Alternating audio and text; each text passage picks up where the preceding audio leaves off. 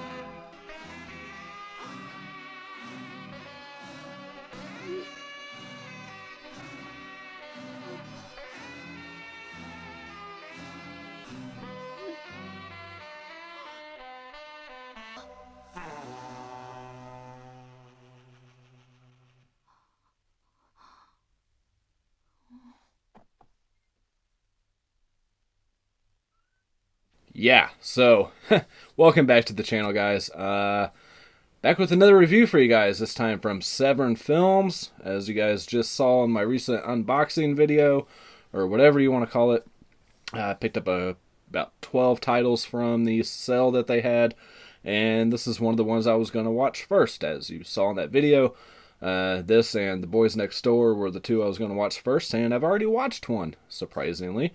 And I don't know how many of these Severin Films reviews I'm going to do. You guys know I started out with doing Vinegar Syndrome ones and kind of been slacking on those lately. So, but yeah, The Devil's Honey from Lucio?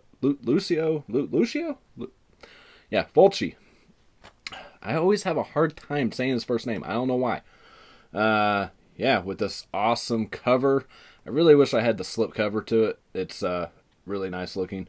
But yeah, I don't remember her smoking a cigarette the whole fucking movie, though. I could be wrong, though. I could have just overlooked it. I don't know. But a great release from Severin, by the way,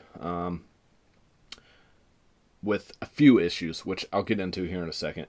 But yeah, this is from 1986, runs 83 minutes. And let me just start by reading the back synopsis for you guys.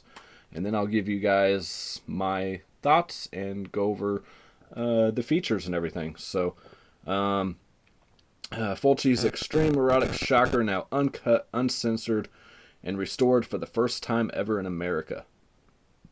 And perhaps his most rarely seen film, Godfather of Gore, Fulci takes on the erotic thriller genre and unleashes the ultimate onslaught of glossy depravity. Ben Hasley, I should know his name. I sat there and watched the interview with him. From Demonia, Return of the Fly. He was also in Fulci's... God, my memory is so bad. It's been a couple days since I've watched this, because I kind of wanted to... I'll get into that. Anyways, and Corinne Clary from The Story of O and Moonraker, and Blanca... I can't pronounce her last name. The chick that plays Jessica in this. She's like the main chick throughout the whole movie. Star in this insane S&M saga, complete with sodomy, torture, torrid romance, rampant nudity, and jaw-dropping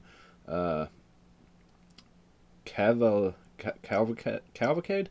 of kink that beyond tear the films of Fulci calls demented and hot, good and sleazy fun, and perhaps Fulci's last truly enjoyable film. Someone from Stefano Media from Body Count, Bernard Searley from Hell of the Living Dead, and Fulci himself co-star in the Skintastic Sickie, also known as Dangerous Obsession, newly scanned from the original negative and transferred to HE for the first time. I'm glad they put that on here, because I was trying to remember what the alternate... That is the alternate U.S. title, is Dangerous Obsession. So you guys might know it by that name from back in the video store days. course, I think this only had a VHS. It was never on DVD. Just a real brief story, pretty simple story. You have the characters of Jessica and Johnny, who are just like madly in love with each other, but yet they're always like, Johnny's kind of bossing her around and telling her what to do, and always wants to have sex even when she doesn't, and she tells him no, and does it anyways type shit. But she's never really mad at him about it. She still just loves him so much, and these two are just so madly in love with each other that it's just insane. Something happens along the way. There will be spoilers, guys, by the way. I'll try not to spoil everything, but there will be some. So if you haven't seen this movie and you don't want anything given away, then maybe not watch. I don't know. But it's really hard for me to review a film like this without giving away any spoilers. But anyways, so a little while into the movie, Johnny ends up passing away, and Jessica blames the doctor for his demise. Saying that you killed him, you let him die, and all this. She keeps calling him, and calling the hospital, calling his home, and of course he says he did everything he could to save him, and it just didn't happen. Eventually, she kidnaps Dr. Simpson, and starts to torture him. She doesn't want to kill him. There's a certain part. I'm not going to give everything away, like I said. But there's a certain part in the film where he kind of starts to die, and she brings him back to life. She's like, you can't die, but yeah, I'm going to kill you. But she wants to torture the fuck out of him before he dies. It's got to be on like her terms. During all this too, you have some. I don't know if he was doing this because he wanted to get out, or if he really felt this way, but it seems like he started having feelings for her as well, and becoming kind of obsessed with her. And she is a good-looking woman, and I hear she was really hard to work with from all the interviews that were on here. She wasn't a very nice person. Fulci couldn't stand her. The producer couldn't stand her. So I'll get into more of that here in just a minute. But none of the crew really liked having this chick around, this Blanca, whatever her last name was. But yeah, anyways, she just has him chained up, has like a rope around his neck, feeding him fucking dog food, all this kind of stuff, and just treating him like crap. And he's just like worshiping her eventually. Like I said, she is a pretty decent looking woman. I will say, she's got like a happy trail up to her fucking belly button, and you do have your classic bush and all that good stuff. She's naked a majority of this film, so it's going to be hard for me to show a lot of scenes from this movie. I'll try to throw in as much as I can. Of course, you guys will know by now what I have and have not put in, but yeah, it's kind of all over the place as far as that. That's pretty much your basic synopsis. I'm not going to tell you how it ends. It just kind of ends abruptly as well. It's just there's no like real closure to the end. And this is Fulci's first film after coming down with a hepatitis, and he had to take like a year sabbatical from making films and everything to be able to be insured. And this was kind of his return, and what a lot of people say is his last really good film. Like I said, after this was Demonia and a few others, which I hear Demonia is pretty good. But and I of course got that from the sale, so I'll try to review that here soon as well. I want to watch all of his films, and watching this, watching the features, I really need to see New York Ripper, and I do not own that film. I really need to get it. I'd like to get the new 4K because I don't own it already.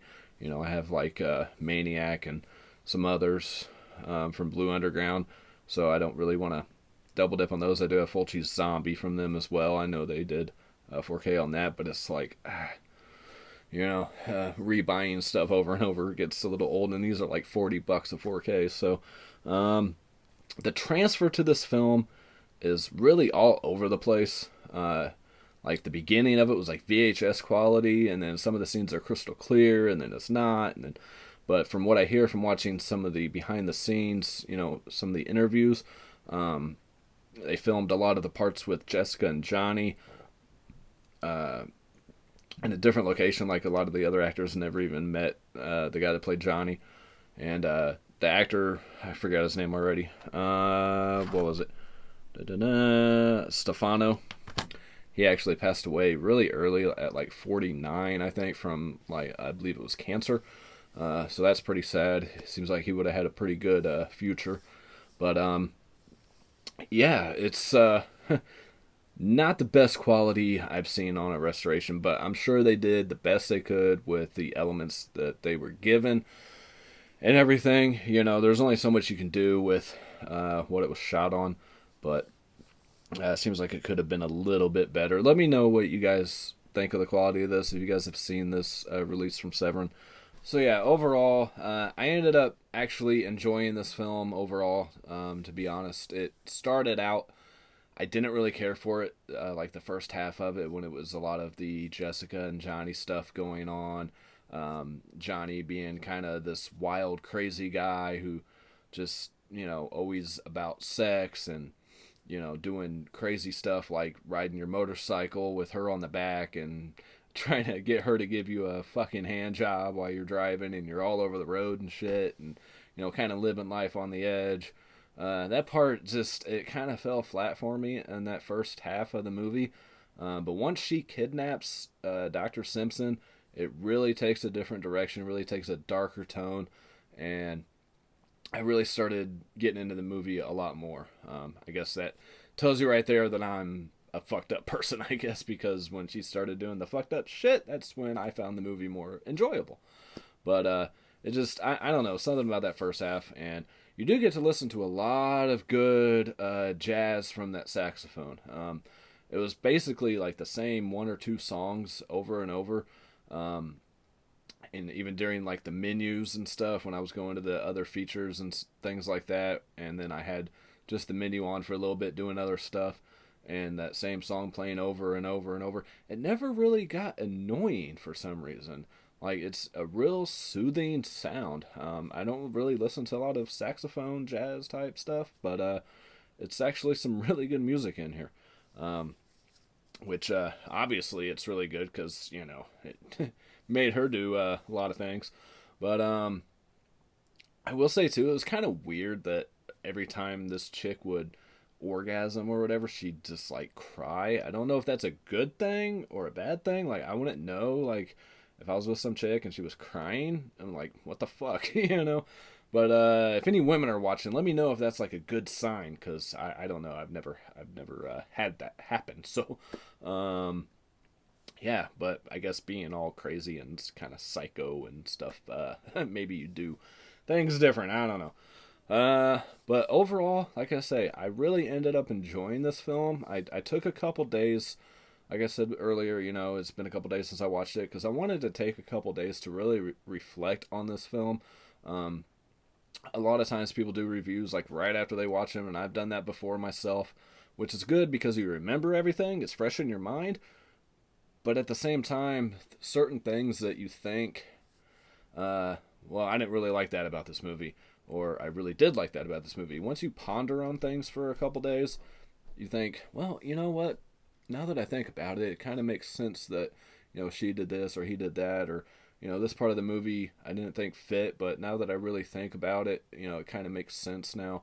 So I like to take like about 2 days, no more than that really, because then you just forget too much stuff, especially if you're watching other movies in between, which I watched something different, the night after I watched this. So this isn't like 100% fresh in my mind, but it is one I think, you can't remember the beginning with the saxophone sex scene.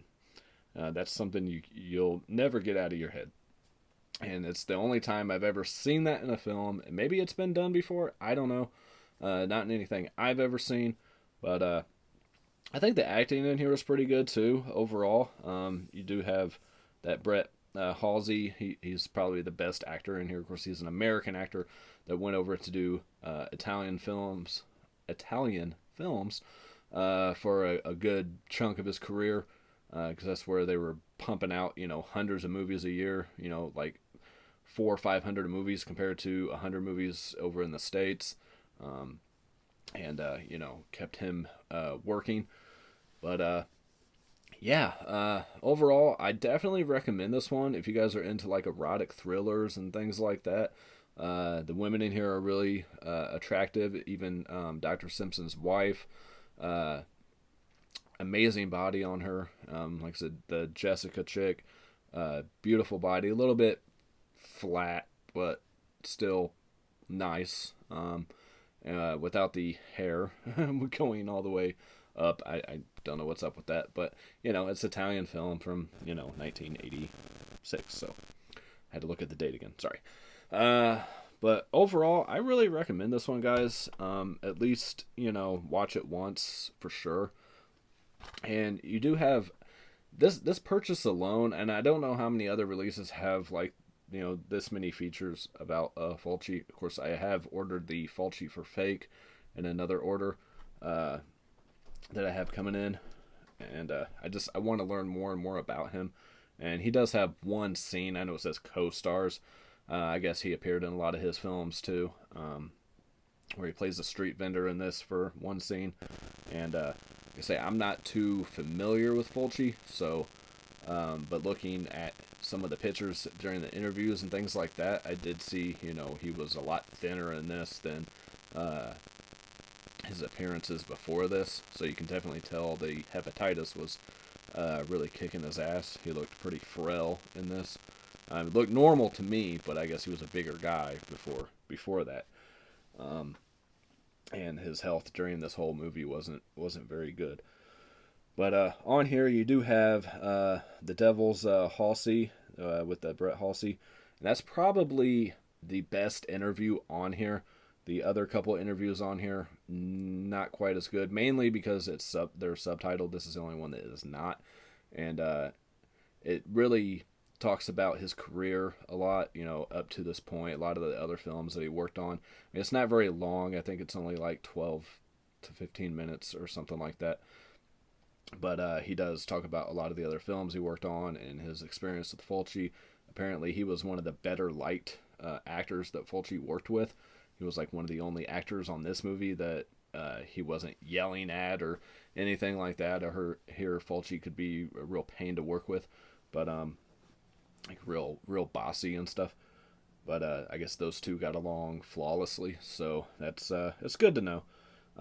You do have an interview with Corinne Clary on here, the Wildflower interview, which it's okay.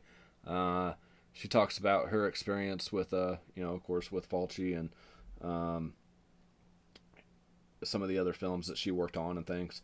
But again, it's subtitled. And is it just me, or does it seem like they talk a lot more than what's on the screen for your subtitles? Like, I know they just said like this whole paragraph and you got like one sentence of subtitles.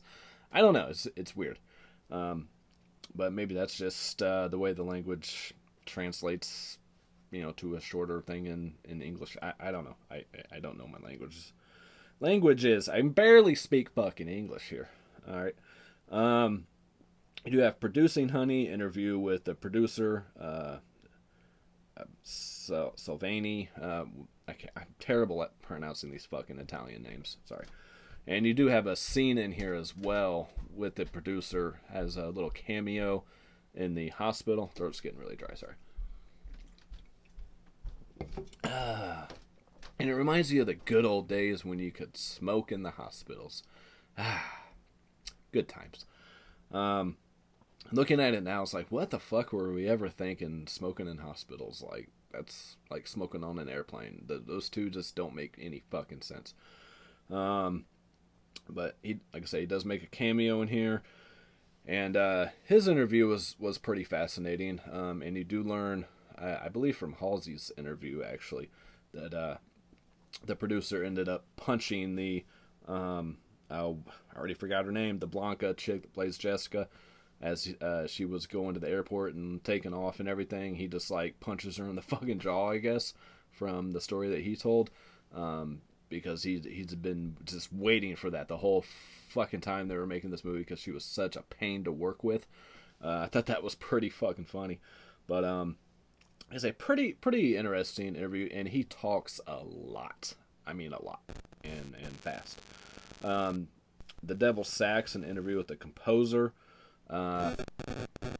Pretty interesting. He talks about some of the other stuff that he worked on as well, and he wasn't really too familiar with jazz and stuff like that. You know, the saxophone and everything, and nobody told him like Fulci, I guess, was big on jazz and things like that, and he didn't let him know this. So when he did the score for this film,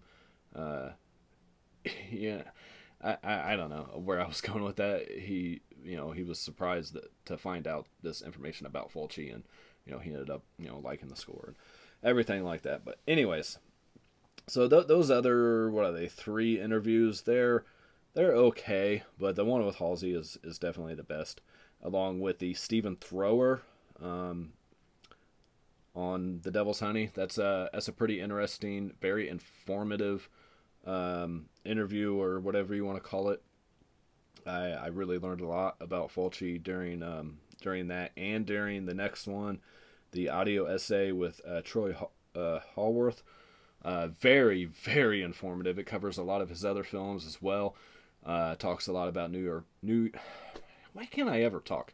New York Ripper. So between his and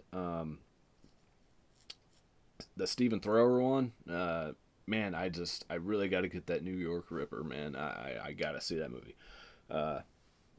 So I'll probably be ordering that sooner rather than later.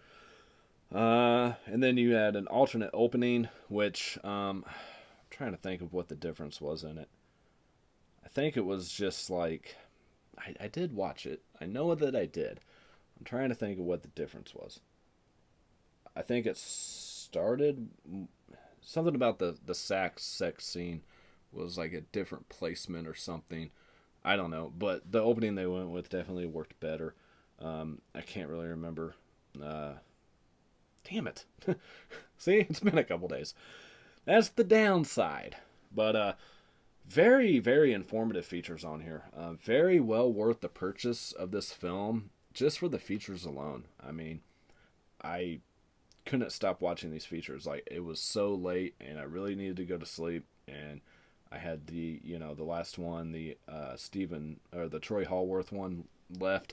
Like, I gotta watch this. And I thought it was just going to be just like a background and him talking. And it kind of is, but it does change images as he's talking about different things. So I got some images of these other movies from Fulci, and really made me want to dive deeper into his library of film. I believe this might have been the first Fulci film I've seen, because I still haven't even watched Zombie. But yeah, he did like Zombie 3 and stuff like that, which weren't received very well after this. He just never really regained his cult status of the blood and gore flicks and everything like that he had before he had to take his sabbatical from filmmaking. So, I mean, from one film, I really learned a lot about Fulci, and this movie, it sticks with you for a while. I mean, I'm still thinking about it, and I did like the kind of role reversal. She was with Johnny at first, and he was real dominant and everything like that. And once she kidnaps the doctor, she's the one that's real dominant and everything like that. And it's a good film, guys. I know it had like a totally different script and everything from watching the features, and they kind of rewrote the film on the fly, and they did this movie in like a few weeks or a couple weeks or something. It was a real fast production. Of course, when you're pumping out 300-400 movies a year, they're going to be fast productions. But yeah, overall, guys, definitely pick this one up if you guys are, like I say, into erotic thrillers and everything. I would really, really love the slip to this, but again, like I said in that unboxing video, if it's something I hear really good things about and I really want to see, I'm just to the point where I'm like, fuck it, I'll just get the regular edition. If I find the slip later on, awesome. If not, it didn't take away from my viewing pleasure of this film. But the slip has, I'm sure I've already put in pictures up, you have the saxophone and all that stuff on the slip. I will say she doesn't quite look like this. She's not that well endowed up there in the film. So, but there is a dog. There is a dog in the film towards the latter half while he's chained up. Like I said earlier, he's fed dog food. So, yeah. That's going to do it for this one, guys. Let me know any other Severin film titles you want me to review. Next will probably be The Boys Next Door, and then I will probably work on the other Fulci films that I had picked up from there. And I did already have a few before that haul. So if you guys haven't checked out that video, please do so, because views are awesome, right? And if you haven't done it yet, hit that subscribe, hit that like. All the links down in the description, my Instagram, Twitter. If you guys want to send me anything from Amazon, if you guys want to donate to the channel, there's my PayPal, all that good stuff for whoever's still watching. Yeah, I'm trying not to say a million times in my videos like I used to, or just kind of like stare blankly at the fucking camera. But I just love being here with you guys and talking to you guys about movies. That's why I started this channel, and I've kind of been slacking on the review side of things, I think, and really want to get back to that more like personal connection with you guys and really being honest about films with you. And I mean, that's what it's all about, is sharing each other's thoughts and opinions, and not just like dogging the fuck out of each other, like, fuck your opinion, you're wrong, or I don't want to hear any of that shit, which I haven't really yet on this channel, so that's good. But yeah, I keep like rubbing my hands together. It's like a nervous twitch or something. I don't know. I don't know what to do with my hands. I feel like fucking Ricky Bobby, I don't fucking know. I'm not sure what to do with my hands. Be good just to hold them down by your side. Yeah, great. Well, we're real happy with what was going on, and at the end of the day, you got to be happy. Anyway, I believe I showed the disc, right? Yeah, same thing on the disc. You did have the reverse art on here that I showed in the unboxing. I believe this is the original poster art, which you can't really see anything. It's definitely more appealing with this poster art, even though that's not exactly what she looks like, and she doesn't smoke in the movie, I don't think. I could have been wrong. There are some other characters in here too. There is another couple. But it doesn't focus on them hardly at all. They're like at the beginning, they're at another scene where they're like on the canals. And I believe there's a scene towards the beginning when they're in the studio where the girl says something about being pregnant, and you never hear anything else about it the whole fucking movie. Those two just kind of appear here and there. I don't know. That's why I didn't really cover that during my review. But anyways, as always, let me know what you guys think of this movie, if you guys have seen it, and what you guys think of the transfer and all that good stuff. And what do you guys think of Fulci films in general? Besides New York Ripper, what are some other ones I need to see first? Let me know down in the comments for those still watching. And as always, guys, peace, love, happiness to everyone, and I'll catch you guys next time.